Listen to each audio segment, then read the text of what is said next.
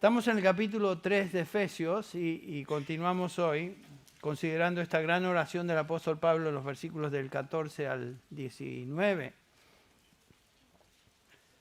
Vamos a estar meditando en este pasaje, repasando algunos puntos que hemos cubierto en el pasado, pero continuamos. Esta es la segunda oración de Pablo en esta epístola, registrada en la epístola. La primera oración se encuentra en el capítulo 1, versículos del 18 en adelante. Y aquí Pablo ora otra vez a favor de estos creyentes, de los santos, en Éfeso. Noten que va dirigida a los santos, o sea, a los creyentes, en esta ciudad, en este caso de Éfeso. Pablo está orando a Dios Padre que a favor de ellos y quienes como nosotros eran cristianos comunes y corrientes en un contexto de lucha espiritual, así como tú y yo nos encontramos. Ellos necesitaban y nosotros necesitamos fortalecimiento espiritual en el hombre interior, que es el motivo de la oración de Pablo. El hombre interior en contraste, como hemos visto, al hombre exterior, o sea, la parte externa del ser humano. Lo externo, dice Pablo, se desgasta, aunque el hombre interior se renueva día a día. El hombre interior de un cristiano es el hombre que tiene vida espiritual. El hombre que se deleita en la ley de Dios, dice Romanos 7:22. El hombre que se renueva día a día, 2 Corintios 4:16. La nueva criatura en Cristo, 2 Corintios 5:17. El hombre que ha sido regenerado y como leímos en la lectura devocional, es partícipe de la naturaleza divina, en quien la simiente de Dios permanece, dice Juan, 1 Juan 3:9. El hombre interior de todo cristiano necesita crecer y madurar en su fe. Cada uno de nosotros necesitamos eso. Por eso Pablo pide, por eso Pablo ora a favor de los creyentes. Y vamos a dar lectura una vez más a estos versículos, esta oración, que es una oración majestuosa. Por esta causa, dice Pablo, doblo mis rodillas ante el Padre de nuestro Señor Jesucristo, de quien recibe nombre toda familia en el cielo y en la tierra, que os conceda, conforme a las riquezas de su gloria, ser fortalecidos con poder por su Espíritu en el hombre interior, de manera que Cristo more por la fe en vuestros corazones y que arraigados y cimentados en amor, seáis capaces de comprender con todos los santos cuál es la anchura, la longitud y la altura y la profundidad, y de conocer el amor de Cristo, que sobrepasa el conocimiento, para que seáis llenos hasta la medida de toda la plenitud de Dios. Como dije, es una oración increíblemente grande, majestuosa. Como hemos estado considerando, la preocupación mayor y primordial de Pablo a favor de los creyentes era su crecimiento espiritual, su madurez espiritual. Esta debe ser nuestra preocupación y nuestro enfoque cuando oramos por nosotros mismos y por aquellos que son hijos de Dios también. El enfoque debe ser el crecimiento espiritual. La meta de nuestra vida como cristianos es ser finalmente conformes a la imagen de Cristo Jesús. Recuerden que para eso fuimos predestinados. El apóstol Pablo nos dice en Romanos capítulo 8, versículo 28, todas las cosas ayudan a bien a los que a Dios aman o para los que a Dios aman, para los que conforme a su propósito son llamados. Y en el versículo 29 Pablo nos dice que ese es el propósito, que es el propósito de Dios para cada uno de nosotros. Porque a los que de antemano conoció, o sea, en una eternidad pasada conoció, también los predestinó a ser hechos conformes o conforme a la imagen de su Hijo, para que Él sea el primogénito entre muchos hermanos. Esa es la meta. Ser conforme, ser más y más conforme a la imagen de Cristo Jesús. El apóstol Juan nos dice algo similar en 1 de Juan capítulo 3, versículo 2. Amados, ahora somos hijos de Dios, y aún no se ha manifestado lo que habremos de ser. Pero sabemos que cuando Él se manifieste, Seremos semejantes a Él, porque ¿qué sucede? Le veremos cara a cara, tal como Él es. En el día que Cristo venga por los suyos, ese día seremos como Él es. Es un día futuro todavía. El apóstol Pablo nos dice algo similar, por ejemplo, en Colosenses capítulo 3. Se los leo, capítulo 3 de Colosenses, versículo 1 al 3, dice: si habéis pues resucitado con Cristo, buscad las cosas de arriba donde Cristo está sentado a la diestra de Dios. ¿Dónde está Cristo hoy? Sentado a la diestra de Dios. Poned la mira en las cosas de arriba, no en las de la tierra. Y noten el versículo 3, porque habéis muerto y vuestra vida está escondida con Cristo en Dios. ¿Dónde está nuestra vida? En Cristo, con Cristo, en Dios. Y noten el versículo 4, cuando Cristo, nuestra vida, sea manifestado, cuando Él venga por su iglesia, entonces vosotros también seréis manifestados con Él en gloria. Ese es futuro, esa es la meta. Algún día seremos exactamente como Cristo Jesús. Hoy estamos en proceso de ser transformados, el proceso que llamamos santificación. Es precioso haber nacido de nuevo, ¿no es cierto? Ser hijo de Dios. Pero ese es solo el comienzo, no es la meta. Ser un bebé es solo una etapa en la vida, nada más, ¿no es cierto? En la epístola de Juan, primera epístola de Juan, reconocemos, el apóstol aquí escribiendo a los creyentes en Asia Menor, les dice, 1 Juan 2:12, os escribo a vosotros hijitos, o sea, todos los cristianos, porque vuestros pecados os han sido perdonados por su nombre, os escribo a vosotros padres, porque conocéis al que es desde el principio, os escribo a vosotros jóvenes, porque habéis vencido al maligno, os escribo a vosotros padres, niños, porque conocéis al Padre. Noten que Juan da por sentado que en la iglesia hay diferentes grados de madurez, diferentes grados de crecimiento. Comenzamos siendo niñitos, bebitos, después avanzamos siendo más adolescentes, jóvenes, y luego Juan dice aquí padres. No quiere decir que esta es exactamente la división, pero sí entendemos la idea. Crecemos. En nuestra congregación también tenemos grupos creyentes en diferentes etapas de crecimiento. Y es precioso observar que con el tiempo y estar expuestos a la palabra de Dios, podemos ver en nosotros mismos y en la vida de otros cómo Dios está causando en ellos crecimiento. Gracias a Dios que no somos lo que éramos hace unos años, sino que estamos avanzando.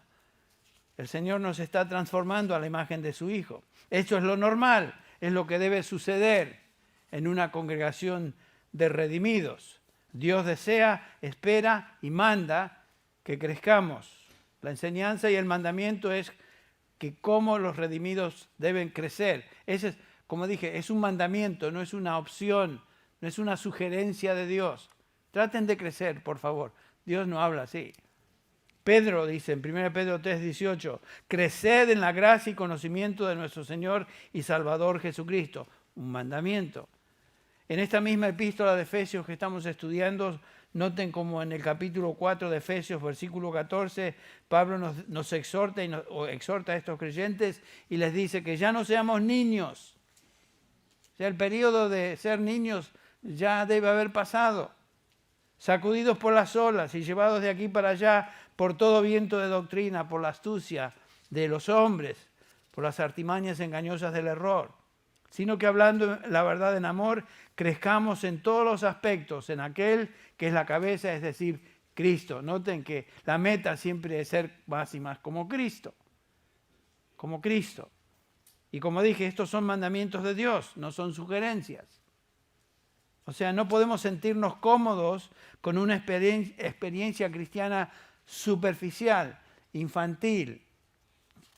No es suficiente decir, bueno, yo soy cristiano, voy al cielo, estoy seguro de eso, recibí a Cristo en una campaña de Luis Palau, en una campaña de Billy Graham, levanté la mano y desde ese día soy cristiano y estoy contento, voy a la iglesia, etcétera, etcétera.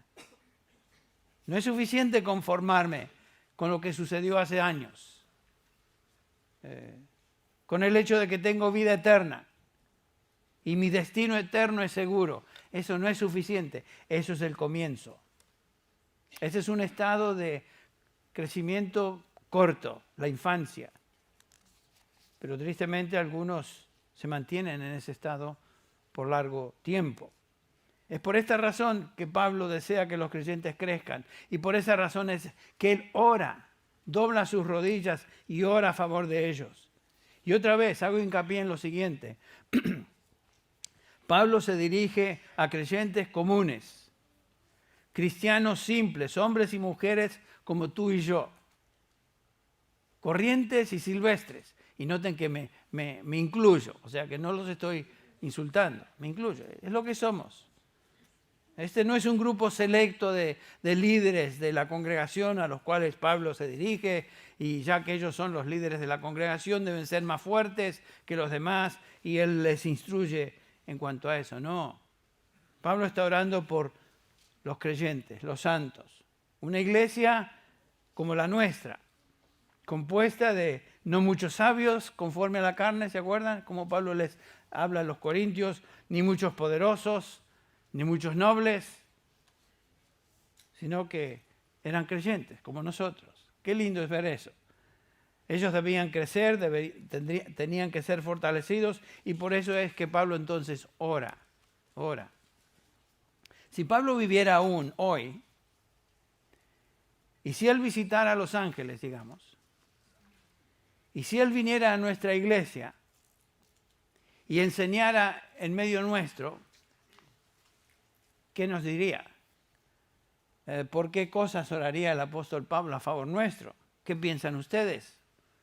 ¿Qué tipo de oración elevaría Pablo a favor nuestro? Y la respuesta es la misma que él ofrece a favor de estos creyentes. Si Pablo viviera y escribiera una carta a los santos en Grace en español, él escribiría lo mismo y oraría de la misma manera a favor nuestro. Piensen en eso. ¿Por qué? ¿Por qué? Porque todos los santos, a través de todos los tiempos, en toda cultura y contexto, tienen y han tenido las mismas necesidades espirituales siempre. Esa es la razón. Nos damos cuenta entonces de la importancia, la relevancia que esta oración de Pablo tiene para nosotros hoy. Porque es como si la dirigiera a favor nuestro. Ahí estamos incluidos. Y a la luz de esta realidad, entonces, pensemos en esta pregunta. ¿Por qué debe nuestro hombre interior ser fortalecido? ¿Por qué? Bueno, dimos parte de la respuesta ya y dijimos que como creyentes que somos, comenzamos nuestra experiencia cristiana como bebitos espirituales. Todos pasamos por eso. Y la característica singular de un bebé es su debilidad. El Nuevo Testamento enseña en cuanto a eso, que todos los creyentes comenzamos como niños espirituales, pero la idea es continuar en el crecimiento y ser maduros. Todos comenzamos nuestra vida naciendo y en un corto tiempo siendo infantes. Claro, ahí comienza nuestra vida física. Qué hermoso es ver un bebé, ¿no es cierto? Aunque a veces vienen a la congregación y lloran y gritan, ya nos molestan un poquito. Pero el punto es esto, qué lindo es un bebé. Y qué precioso, los vemos gorditos, brillantitos, con cachetudos, y nos da ganas de hasta comerlos. ¿No es cierto? A mí me pasa eso. Bueno, es lindo. Pero si ese bebito continuara 6 años y se ve igual, 10 años y se ve igual, ya no es algo hermoso. Eso ya se convierte en diríamos, algo muy anormal. Ya es casi una monstruosidad. Porque un bebé, está bien que sea bebé, y qué lindo que sea bebé, por un corto tiempo. Por un corto tiempo. Lo normal es que este bebé crezca, se haga fuerte con el tiempo. Y esa verdad en el orden físico es también verdad en el orden espiritual. Ustedes recuerdan que Pablo escribe a los Corintios, en 1 Corintios capítulo 3. Los Corintios eran una iglesia interesante, si ustedes leen la carta, Pero una de las características era que eran creyentes, Cristo vivía en ellos, pero el problema es que estos creyentes se habían estancado en una etapa de infancia espiritual. Y Pablo los confronta. Noten cómo Pablo dice ahí, 1 Corintios 3:1. Así que yo, hermanos, no pude hablaros como a espirituales, o sea, como a personas maduras, sino como a carnales, como a niños en Cristo, bebitos espirituales. Os di a beber leche, no alimento sólido, porque todavía no podíais recibirlo. En verdad, ni ahora, ni a una hora podéis. ¡Qué tragedia! Estos hermanos se mantenían en un estado así de infancia espiritual. Pablo dice, aún sois carnales. Esto no es como los mexicanos cuando se saludan. ¡Oh, el carnal que hubo! No, estos son carnales porque vivían no espiritualmente siguiendo al Señor o siendo obedientes a Él, sino que la carne los dominaba demasiado. Bueno, dice Pablo, la razón es porque no habéis crecido. Habéis recibido lechita y todavía necesitan lechita.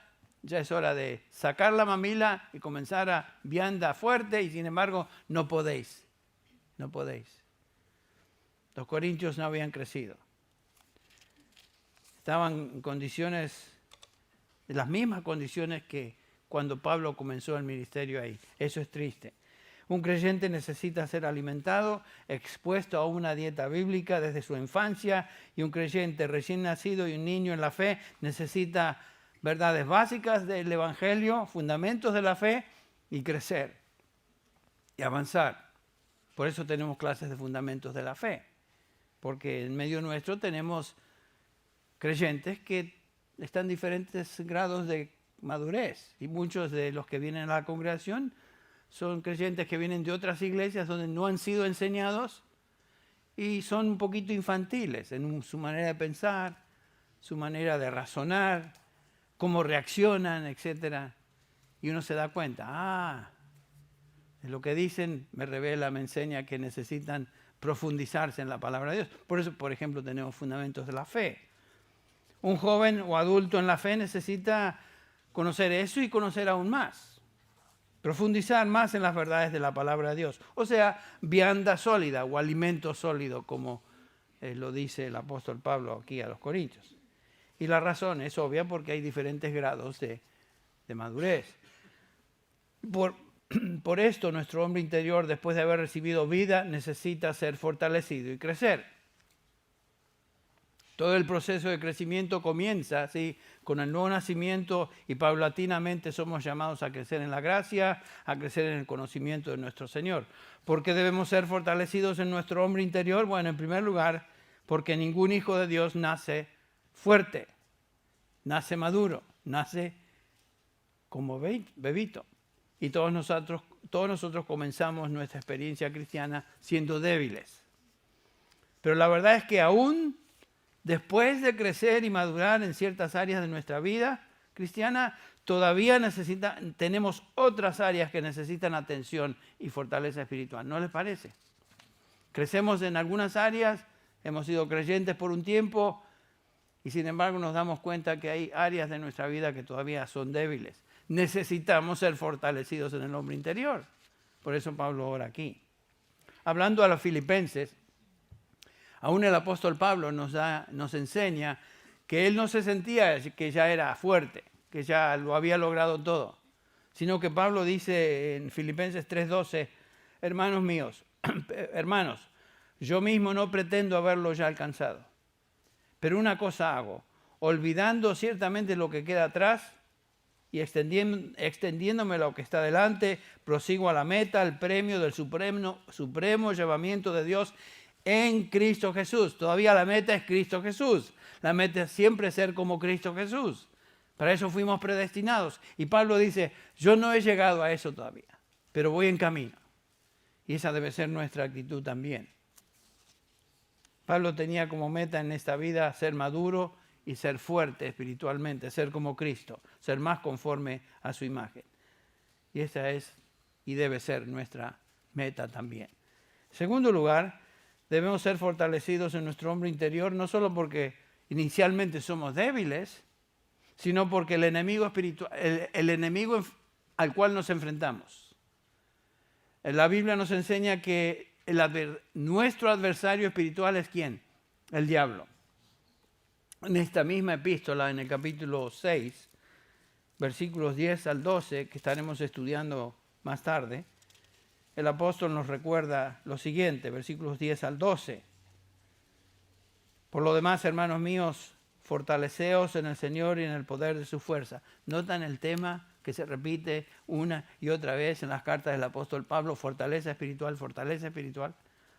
Vestíos de toda la armadura de Dios para que podáis estar firmes contra las acechanzas del diablo, porque no tenemos lucha contra carne y sangre, sino contra principados, contra potestades, contra los gobernadores de las tinieblas de este siglo, contra huestes espirituales de maldad en las regiones celestes. Noten lo que dice Pablo. Nuestro problema fundamental es que nos encontramos en una guerra espiritual contra el diablo y sus demonios. Huestes espirituales de maldad, dice Pablo, en las regiones celestes. No luchamos simplemente con la carne. No luchamos simplemente con las tentaciones de nuestro cuerpo. No luchamos contra otros hombres que son de carne y hueso como nosotros. Luchamos en contra o nos encontramos en una guerra campal espiritual contra el maligno, el diablo, el príncipe de la potestad del aire, el león rugiente, el acusador de los hermanos, todas referencias al mismo personaje. No podemos pretender luchar contra este enemigo con nuestras propias fuerzas. Sería absolutamente ridículo. El adversario de nuestras almas no es solo poderoso y feroz, sino sutil, es engañador. Luchamos contra las acechanzas del diablo, contra sus dardos encendidos, dice Pablo ahí en el versículo 16 del capítulo 6. Sobre todo tomar el escudo de la fe para que podáis apagar todos los dardos de fuego del maligno. Eso es lo que hace el maligno. En 2 Corintios capítulo 2, versículo 11, Pablo dice acerca de nuestro enemigo, el diablo, para que Satanás no gane ventaja alguna de nosotros, pues no ignoramos sus, ¿qué? ¿Se acuerdan? Sus maquinaciones. El diablo está continuamente maquinando algo para engañar y derrotar al hombre interior de todo cristiano. Nadie se escapa. Todos estamos en esa guerra. Por eso debemos conocer bien contra quién luchamos y cómo luchar. Que estaremos estudiando en el capítulo 6 más adelante. Pedro exhorta a los cristianos de esta manera. Ustedes recuerdan, Pedro dice, 1 Pedro 5:8, sed sobrios y velad, porque vuestro adversario el diablo como león rugiente anda alrededor buscando a quien devorar, al cual resistid firmes en la fe, sabiendo que los mismos padecimientos se van cumpliendo en vuestros hermanos en todo el mundo. Noten eso. El diablo tiene como blanco especial de sus ataques el hombre interior de cada cristiano, todos nuestros hermanos alrededor del mundo. Ese es su enfoque. Ese es nuestro enemigo. Por eso nuestro hombre interior debe ser fortalecido. Ahí está. El enfoque del diablo, el hombre interior. Y el diablo es ahí donde envía sus insinuaciones, sus perversos pensamientos, sus ideas falsas, su doctrina errada, sugerencias diabólicas, dudas, temores, emociones torcidas. A veces experimentamos cosas en nuestra mente, en nuestro corazón, que decimos, ¿pero de dónde viene esto? Sabemos de dónde viene. Viene del enemigo, el adversario. Entonces, por esa razón, dice Pablo, nuestro hombre interior debe ser fortalecido. Hay una tercera razón que el Pablo nos enseña por qué el hombre interior debe ser fortalecido y por qué él ora de esta manera. Y es la siguiente. Es por las razones que Pablo describe en los versículos del 17 al 19. Debemos ser fortalecidos por esto, para que Cristo more por la fe en nuestros corazones, para que seamos arraigados y cimentados en amor, para que seamos capaces de comprender con todos los santos cuál es la anchura, la longitud, la altura y la profundidad, y de conocer el amor de Cristo que sobrepasa todo entendimiento, para que seamos llenos hasta toda la plenitud de Dios.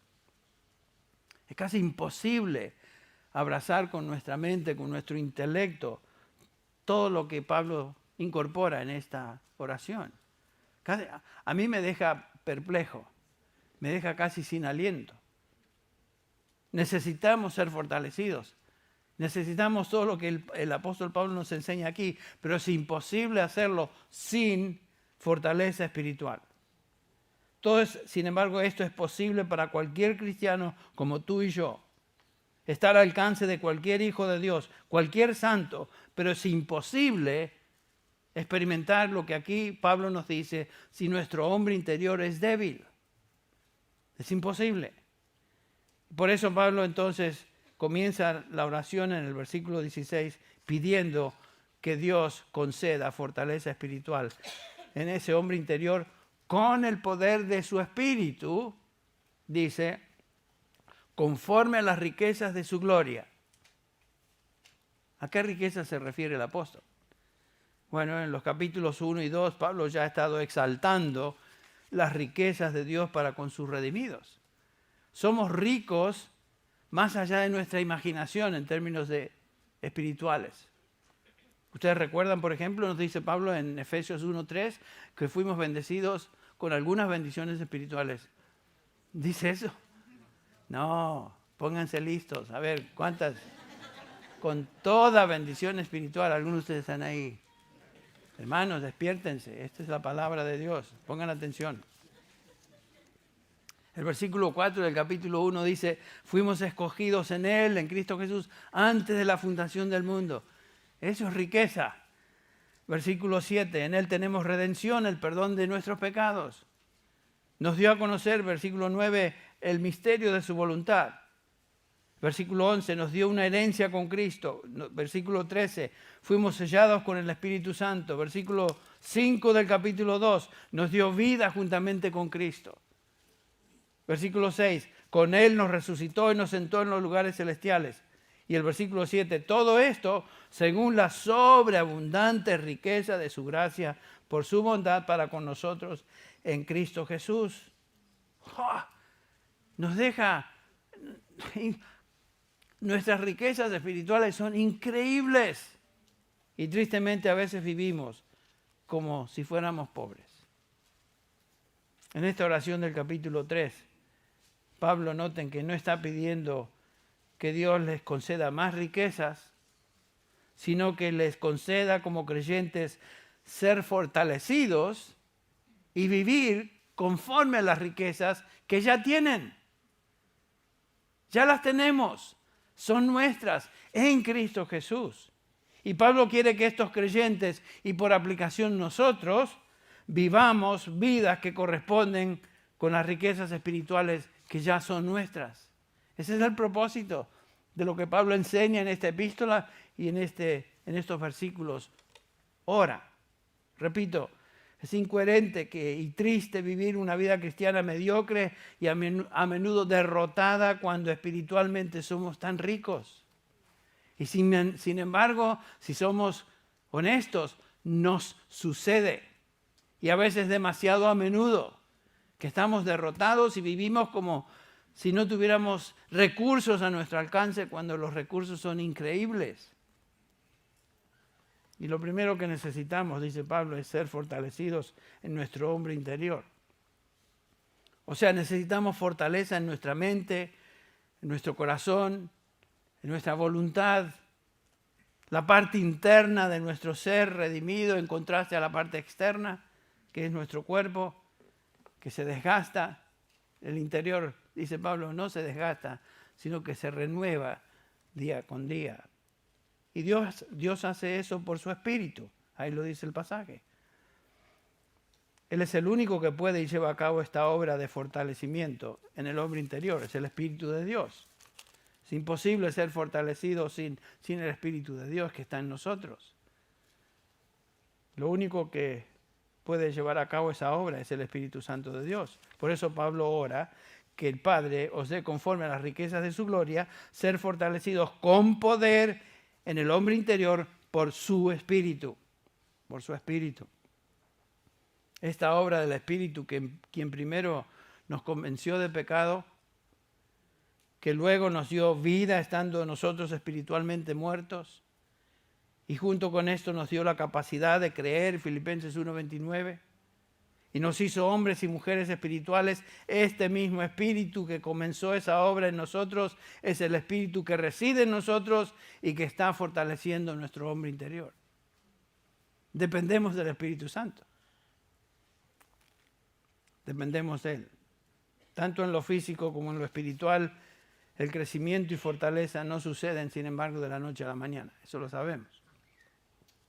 La obra de fortalecimiento espiritual no es automática, sino que demanda del creyente disciplina. Lo hemos mencionado varias ocasiones. Por ejemplo, el apóstol Pablo se dirige a Timoteo y le dice en 1 Timoteo 4:7, disciplínate a ti mismo para la piedad, Timoteo. O sea, esa es tu parte. Esa es tu parte, esa es nuestra parte. En 2 Timoteo le dice Pablo a este hijo en la fe y pastor, considera lo que te digo, Timoteo, y el Señor te dé entendimiento en todo. Debemos hacer eso. ¿Qué dice el Señor? ¿Qué nos enseña el Señor en cuanto a esto o lo otro? Considero eso, oro, pido iluminación y el Señor dará entendimiento. Eso es la obra del Espíritu Santo.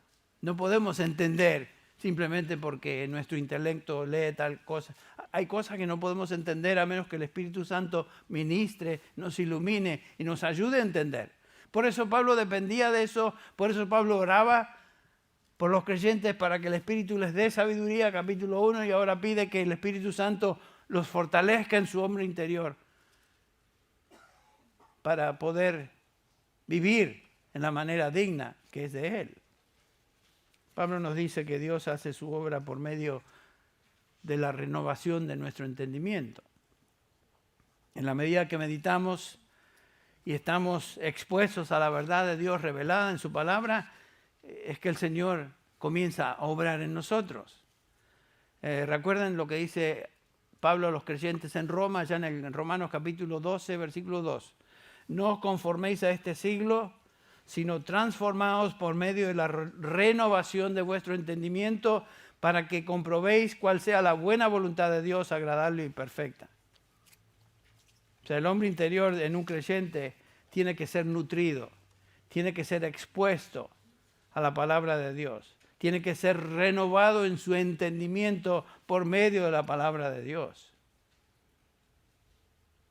Un creyente que hace eso, que busca ser nutrido, que busca ser renovado por la palabra de Dios y busca la voluntad de Dios por el Espíritu de Dios en su palabra, ese creyente experimenta fortaleza en su hombre interior.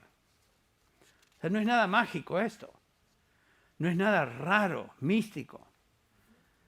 A veces oramos y pedimos cosas a la luz de lo que leemos o lo que sea y tratamos de manufacturar algún sentimiento especial. Y no hay que buscar un sentimiento especial, hay que simplemente decir, Señor, eso es lo que tú dices, tú me llamas a orar de esta manera, yo pido, eso es lo que tú mandas, confío que tú me ayudarás a entender. Y perseverar en nuestra vida de oración, perseverar haciendo lo que hacemos, meditando, orando, estando expuestos a la verdad de Dios, etc. Todo ejercicio espiritual, ya sea lectura, estudio, meditación de la palabra, en un espíritu de oración, pidiendo que el Señor nos dé entendimiento, contribuye y tiene impacto en el fortalecimiento del hombre interior. Esa es la manera que fortalecemos el hombre interior. Pedimos, oramos y hacemos lo que está de nuestra parte hacer. Una palabra de ánimo, tal vez.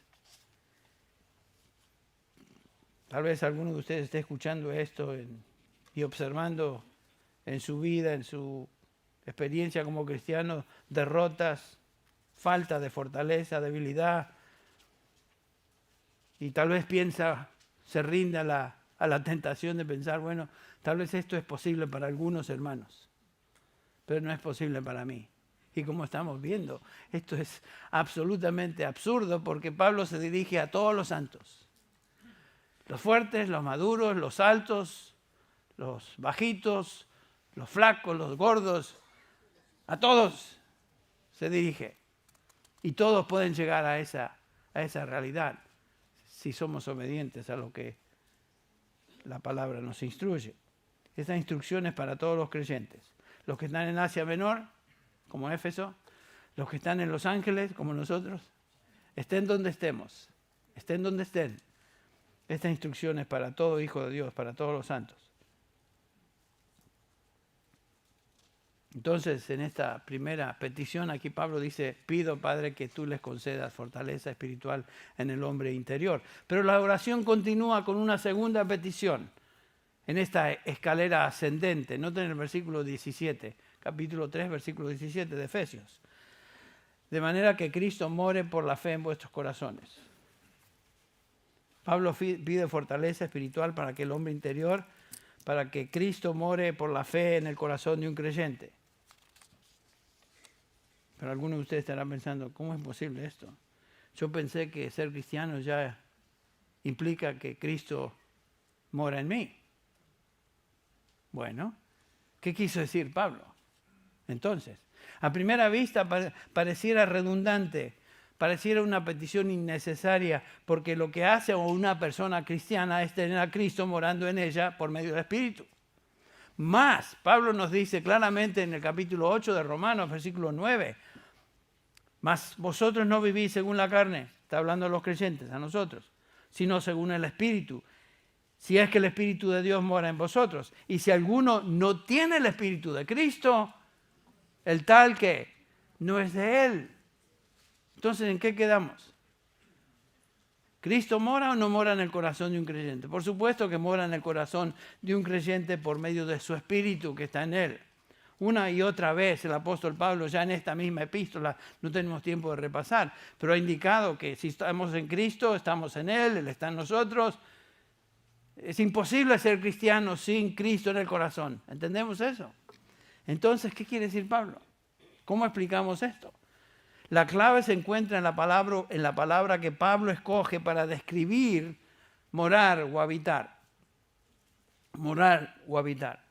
Hay dos palabras en griego que normalmente se traducen habitar o orar, por lo menos dos. El experto se encuentra aquí a mi mano derecha, pregúntenle con seguridad a Josías. Pero hay dos seguras palabras. Una es, bueno, no voy a tratar de ser técnico. Hay una palabra que quiere decir simplemente vivir o habitar. Y la otra que Pablo sí utiliza acá y la utiliza deliberadamente es katoikeo. ¿Le suena bonito? Katoikeo. Tiene cierto sonidito lindo, ¿no?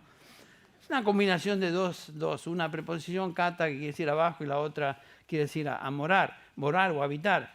Cuando combinamos las dos palabras, katoikeo quiere decir establecerse en casa. Establecerse en casa, en el sentido de tomar residencia. Diríamos sentirse en casa. Fíjense, esa es la idea que Pablo transmite cuando dice que Cristo mora en vuestros corazones. Que Cristo se sienta en casa en vuestros corazones. No simplemente que viva ahí, sino que Cristo, por medio de su Espíritu, se sienta como en su casa, no solamente como una visita a quien de vez en cuando prestamos atención, sino que se sienta en casa. Esa es la idea. Lo que Pablo está diciendo es que cuando el cristiano es fortalecido en su hombre interior por el Espíritu Santo, cuando el creyente crece y madura, cuando sus decisiones son de acuerdo y en obediencia a la palabra de Dios, cuando un creyente anda en el Espíritu y no satisface los deseos de la carne, entonces Cristo está morando y se siente en ese corazón cómodo, porque estamos siendo obedientes a Él. ¿Ven? Eso es lo que Pablo está enseñando. Desgraciadamente, diría trágicamente, el Señor no se siente cómodo a menudo en nuestros corazones. Él mora ahí por su Espíritu. Él no nos va a dejar, pero no se siente en casa en nuestro corazón por el pecado que a menudo toleramos en nuestra vida. Cada vez que pecamos, cada vez que somos desobedientes, ese es el momento cuando el Señor no se siente en casa. Por ejemplo, en 1 Corintios 6, y esta es una ilustración de lo que estoy diciendo, se dirige Pablo a los creyentes en Corinto en el versículo 15 y les dice, ¿no sabéis que vuestros cuerpos son miembros de Cristo? ¿Quitaré pues los miembros de Cristo y los haré miembros de una ramera? De ningún modo. ¿O no sabéis que el que se une a una ramera es un cuerpo con ella? Porque dice, los dos serán una sola carne, pero el que se une al Señor es un espíritu con Él. Noten lo que dice Pablo aquí. El Espíritu Santo reside en nosotros, no se va a ir. O sea, con nuestro cuerpo exponemos al Señor y a su Espíritu a todo tipo de cosas. Y si estamos exponiendo por nuestra manera de proceder nuestro cuerpo al Señor, al pecado, y toleramos el pecado en nuestra vida, el Señor no está cómodo en ese corazón. Es obvio que cuando eso sucede, Cristo no puede morar, si es por toleramos el pecado, no puede morar, sentirse en casa en ese corazón. Cristo no está controlando ese corazón. ¿Cómo sabemos cuando Cristo mora sintiéndose en casa en el corazón? Bueno, Pablo dice que more por la fe, y esa es la clave. La frase esa, por la fe. Cuando por fe le permitimos a Cristo tener el control de nuestro corazón, cuando por fe venimos a su palabra en oración buscando su voluntad, cuando por fe confesamos nuestros pecados, cuando por fe reconocemos que no vivimos en control de nuestra vida, sino que Cristo está en nosotros, cuando por fe no guardamos cosas que queremos controlar, cuando por fe reconocemos que somos sus esclavos y que el Señor está en nuestro corazón, lo hacemos por fe. Y el apóstol sabía esto por experiencia propia. Ustedes recuerdan, él escribe en Gálatas 2:20, con Cristo estoy juntamente crucificado y ya no vivo yo, mas vive Cristo en mí. Y lo que ahora vivo en la carne, lo vivo en la fe del Hijo de Dios, el cual me amó y se entregó a sí mismo por mí. Pablo conocía por experiencia la realidad de Cristo morando por la fe en su corazón. Y él quería que los creyentes experimentaran lo mismo. No simplemente pensando Cristo está en mi corazón, sino que Cristo realmente se sienta cómodo, se siente en casa en nuestro corazón. Noten cómo Pablo progresa en la oración. Primero pide en oración que Dios fortalezca al hombre interior. El hombre interior es débil y necesita ser fortalecido, ya lo vimos. Esto no viene automáticamente, sino que debemos pedir en oración que el Señor lo haga personalmente y a favor de otros, en la vida de otros creyentes. Y cuando esto sucede, el creyente ahora se convierte en una persona cristocéntrica. En otras palabras, donde Cristo es el Señor de la casa, el Señor de la residencia y mora en ese corazón, y Él progresivamente se siente más y más cómodo. Esa es la idea, que Cristo mora en vuestros corazones por la fe. Cada uno de nosotros que hemos sido salvados tenemos al Señor morando en nuestros corazones por medio de su Espíritu. Él no nos va a abandonar, como dije. Fuimos sellados por el Espíritu de Dios hasta el día de la redención. Pero la pregunta que debemos hacernos a la luz de esta enseñanza y a la luz de esta petición de Pablo en el versículo 17 es, ¿se siente cómodo el Señor en mi corazón? ¿Está el Señor morando en mi corazón con libertad, cómodamente? Bueno, esa es una pregunta que debemos responder. Pero hay un tercer paso en esta petición, en la oración de Pablo. Primero, que el hombre sea fortalecido, el hombre interior sea fortalecido. Segundo, que Cristo more o se sienta en casa en nuestro corazón. Y en tercer lugar, versículos del 17 al 19, que conozcamos la grandeza y abundancia del amor de Cristo. Noten, que arraigados y cimentados en amor seáis capaces de comprender con todos los santos cuál es la anchura, la longitud, la altura y la profundidad, y de conocer el amor de Cristo que sobrepasa conocimiento. Este resultado es majestuoso. Francamente, nos deja pensando otra vez, ¿cómo es esto posible, Señor?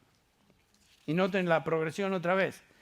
Pablo enseña, primero debemos pedir, ser fortalecidos en nuestro hombre interior. En segundo lugar, Cristo mora por la fe en nuestro corazón, sintiéndose cómodo en nuestro corazón, y eso a su vez lleva al tercer punto, que estemos arraigados y cimentados en amor. Versículo 18. ¿Qué quiere decir Pablo con estar arraigados y cimentados en ese amor de Cristo? Bueno, sin duda, Pablo tiene en mente el amor de Cristo, en primer lugar, el amor que Él tiene para con nosotros. Noten que Pablo define ese amor en dimensiones, en todas sus dimensiones, la anchura, la longitud, la altura y la profundidad. No podemos conocer exhaustivamente el amor de Cristo para con nosotros en esta vida. Yo creo que en el futuro, cuando estemos con Él en gloria, podremos entender más de su amor, lo que esto significa. Su amor para con nosotros, Él es Dios, y como Dios es infinito, y su amor no tiene límite. Su amor no tiene comparación. Y realmente es tan amplio, tan tremendo. Pablo utiliza esas dimensiones, anchura, longitud, altura y profundidad. No creo que ni Pablo entendía todo eso, pero él lo expresa así, para definir, para describir el tremendo amor de Cristo. Bueno, pero también creo que Pablo tiene en mente no solamente el amor de Cristo por nosotros, sino el amor de Cristo por medio o en nosotros. Su naturaleza se hace manifiesta en nuestra vida por medio de su amor en nosotros. Si ustedes recuerdan en Juan 13:34, Jesús dice, un mandamiento nuevo os doy, que os améis los unos a los otros. Que como yo os he amado, así también os améis los unos a los otros. En esto conocerán, dice Jesús, que sois mis discípulos, si os tenéis amor los unos por los otros. Noten eso. Es Cristo morando en nosotros. El amor es la marca de un cristiano verdadero. Sin amor no hay cristianismo. Dice 1 Juan 4:7, amados, amémonos unos a otros porque el amor es de Dios y todo el que ama es nacido de Dios y conoce a Dios. El que no ama no conoce a Dios porque Dios es amor. Pedro lo dice así, 1 Pedro 1:22. Puesto que en obediencia a la verdad habéis purificado vuestras almas para un amor sincero de hermanos, amaos los unos a los otros entrañablemente de corazón puro. Ninguno de nosotros podemos entender la manera con que Cristo nos amó. No podemos amar como Él amó, tal como Él nos amó. Sabemos que Cristo mora en nosotros y que su amor está en nosotros. Y Cristo quiere que a través de nosotros su amor sea expresado a otros también. Conocemos más y más de su amor en la medida que caminamos en obediencia a lo que Él dice en su palabra. Y cuando esto sucede, su amor se manifiesta en nosotros para con otros. Amamos a otros. Y yo creo que el amor a otros, el amor no es natural para nosotros, el amor de Dios. Yo creo que en la medida que caminamos con Cristo en cercanía a Él y en obediencia a Él, su amor para con nosotros comienza a manifestarse en amor que nosotros podemos expresar a otros. ¿Por qué es que amamos a los hermanos? ¿Por qué es que amamos a Dios? Porque Él nos amó primero. ¿Por qué es que amamos a los hermanos? Es porque Él, por medio de su Espíritu, nos está capacitando para amar a aquellos que son sus hijos también. Bueno, el punto es que Pablo ora para que Cristo more y de tal manera a través de Él el amor de Dios sea manifiesto a otros. Tal vez en nuestro estudio de hoy te está forzando a evaluar tu vida y como resultado ves cosas que reflejan debilidad en tu hombre interior. Tal vez te das cuenta de que Cristo, aunque está en ti, Cristo no está controlando todo en tu vida. En otras palabras, el Señor no se siente cómodo en tu corazón y como consecuencia no estás experimentando la grandeza de su amor que Él quiere expresar a través nuestro. Este es el momento para meditar. Es el momento para pensar. Si Cristo hiciera un inventario de los cuartos de nuestra casa interna, o sea, nuestro corazón, si Él hiciera un inventario, ¿qué encontraría ahí? En el área de los pensamientos. ¿Qué tipo de pensamientos permitimos en nuestra mente? ¿Estamos siendo llevados por pensamientos mundanos, filosofías huecas, ideas inútiles, o estamos siendo guiados por la palabra del Señor? ¿Qué en el área de los apetitos? ¿Qué es lo que te apetece? ¿De qué te alimentas? ¿Es la palabra de Dios o te alimentas de cosas sin valor nutritivo para el fortalecimiento de tu hombre interior? ¿Qué en el área de la comunión? ¿Con quién y con qué pasas tiempo? ¿Es el Señor el huésped de honor en tu corazón o se encuentra recluido en un rincón sin que le prestes mayor atención? Podemos ser cristianos, tener a Cristo en nuestro corazón, pero ser un poco como Marta, muy ocupada haciendo miles de cosas, pero lo que contaba era lo que María estaba haciendo, pasar tiempo con Él, tener comunión con Él. Eso es lo básico, eso es lo importante, eso es lo primordial. Entonces, ¿qué en el área de tu comunión? ¿Con quién y con qué pasas tiempo? En el área de las dones y posesiones. ¿Qué haces con las habilidades, dones y recursos que el Señor te dio? ¿Las estás usando como herramientas para extender su reino? Son preguntas.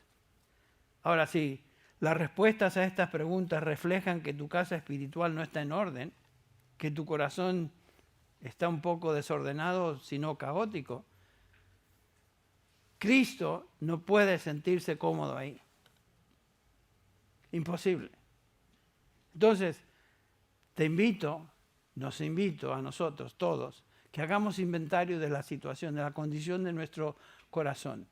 La casa, el lugar en el cual Cristo reside. Pregunta, ¿se siente cómodo el Señor ahí? Vamos a orar para terminar esta mañana. Señor, reconocemos que estamos lejos de lo que debiéramos ser en nuestro crecimiento espiritual. Reconocemos y vemos en nuestra vida áreas de debilidad. También vemos que tú deseas que cada uno de tus hijos, nosotros, seamos fuertes en nuestro hombre interior, en madurez, en crecimiento, en amor unos para con otros. Te damos gracias, Señor, por habernos salvado. Gracias por tu misericordia y tu gracia. Gracias por tu Espíritu que está en nosotros y nos da la capacidad para entender tu verdad y poder vivir en obediencia a la misma. Señor, te damos gracias por tu gracia, que es suficiente para todo lo que enfrentamos en nuestra vida. En esta tarde, en esta mañana, Señor, pedimos que tú nos hables por tu Espíritu, a través de tu palabra, que, Señor, no seamos rebeldes a resistirnos a lo que tú estás tratando de enseñarnos. Y, Señor, que seamos humildes y dobleguemos nuestra rodilla. Y, Señor, que así como Pablo pide que nuestro hombre espiritual sea fuerte, es lo que pedimos también. Señor, fortalece nuestro hombre espiritual. De manera que Cristo viva ahí cómodamente, more en nuestro corazón. Y, Señor, también como resultado, que nuestra vida no solamente se goce en tu amor para con nosotros, sino que sea una vida que manifiesta tu amor para con otros. Ayúdanos a vivir como canales de bendición a aquellos que nos rodean. Padre, gracias por una nueva oportunidad hoy de abrir tu palabra y estar expuestos a tu verdad. Bendice a cada corazón, bendice a cada hijo tuyo, cada hija tuya aquí. Y, Señor, si hay una persona que no conoce a Cristo Jesús como Salvador, te pido que por tu Espíritu, por tu palabra, tú toques esa vida. Tú estás a la puerta y llamas, Señor, de cada uno de nosotros. Señor, pedimos que tú toques el corazón y tengas misericordia de una persona que aún no te conoce. Pedimos estas cosas en el nombre y en los méritos de Cristo Jesús. Amén.